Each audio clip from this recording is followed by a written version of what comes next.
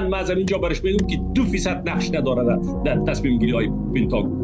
احتمال بسیار زیاد میتونم که در آینده نه چندان دور در افغانستان داعش بسیار به سرعت حضور پیدا بکنه، به سرعت رشد بکنه، بسیار زیاد به سرعت. شما خبر دارین که چند قبل ملل متحد 21 میلیون یورو به تاجیکستان کمک کرد که کمپای برای مهاجرین آماده بکنه.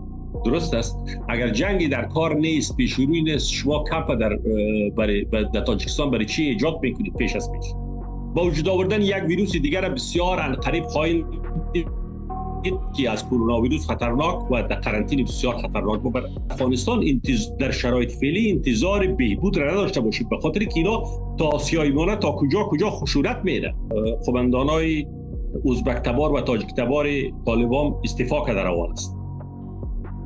اینا باید یک جای برن. درست است. پنتاگون آنقدر قدرت داره که همزمان با تمام کشورهای جهان جنگ